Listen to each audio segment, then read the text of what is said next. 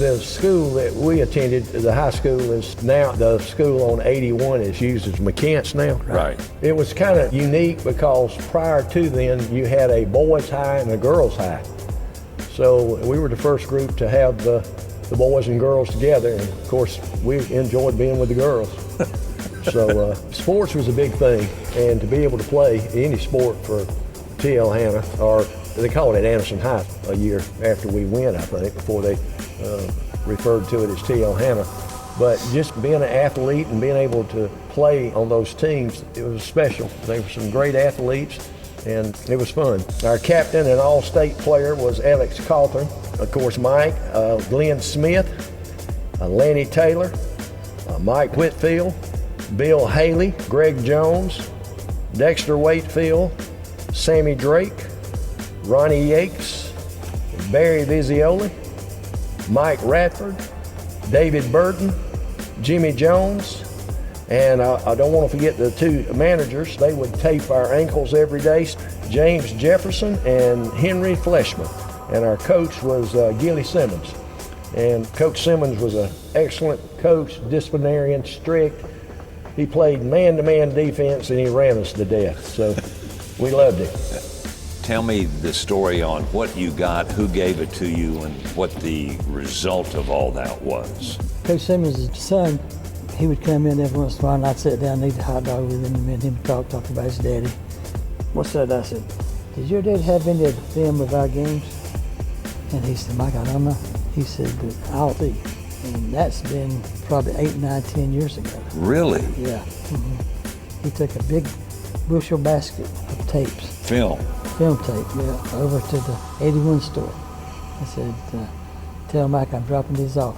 So you got a bunch of 16 millimeter film, black and white, that the coach's son found and brought to you. Yeah, we got 28 reels Reels of film. Yeah. Then we found one from 1965, and it said Greenville, Anderson. So, oh boy, that's the one we would all like to see, because that was the big game that year for us. So what'd you do with the film? Well, I got a grandson that's going to Belmont to get into the film studies. Found this gentleman in Boston, Massachusetts. So we sent it up there. They took the film to Graham Photo over in Greenville, because that's what was on the can. The can is processed at Graham Photo. There you go. But after 59 years, it was good enough that it was reproduced and it was excellent quality. What did you do with it then once you got it back in a digitized form? I sat there and watched it in amazement that it would be so clear. And then you shared it. Yeah, I shared it. I should have charged everybody a quarter for it. I'd been able for me and you and Jackie to go out every night for about 2 weeks. Jackie, when you got hold of that and you saw it, what was your reaction? I was amazed to be able to look back 59 years ago and to see us on that basketball court. It brought back so many wonderful memories, and to see the guys that I played with, and to realize their skills and the privilege of being out there that night. And it was a special game. It was the first game that I started that season, and we were playing the defending state champions in Greenville High School.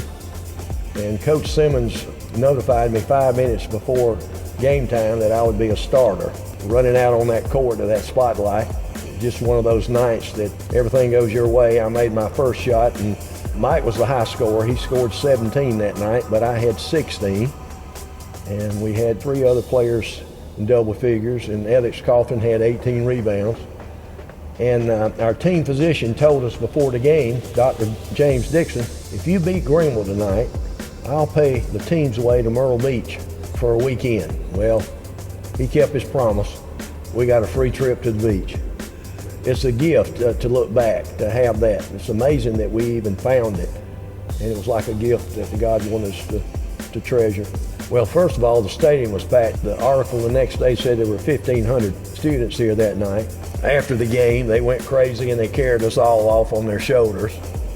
It would like that we had won the national championship. But Greenville was a talented team. They had more height. Their tallest player was 6'7" or 6'8", and Alex, our tallest player, was 6'3". So it was kind of like a David and Goliath and had not beat Greenville in 5 or 6 years. So it was one of those nights that you'll never forget. And then 59 years later, to see yourself on that court, it was awesome. I had the privilege of showing it to my son and my grandson, and they couldn't believe how thin we were. But it was quite a moment in history that you've been able to relive, and I guess there's nothing quite like it. Nothing. And it's one thing I'd like to say about our coach, Coach Simmons. He was a tough coach, but he taught us some lessons in life. We all had a blue blazer. We wore khakis. He made us wear a tie and a starched shirt before the dress attire for the games. To this day, that's my favorite, is a blue blazer and some khakis and a shirt. And I always wore a yellow shirt a yellow tie because of the yellow jacket. Yeah. He also stressed, if you don't pass, you don't play. He checked our report cards and was concerned about our grades. We connected with him later on before he passed away, and he, at Christmas time, wrote poems about Christmas and Christ and sent it to all of his old players. How about that? So he had a great influence on us. And we are concerned that our coach, Gilly Simmons, won 2 consecutive state championships. He won over 100 and something games while he was at Hammond, and he is not in the South Carolina State Coaches Hall of Fame. Maybe that can change as a result of all this. Well, I would hope so. That bothers me that our coach is not there, because at his time, he was one of the best in the state, and it was an honor for us to have played for him.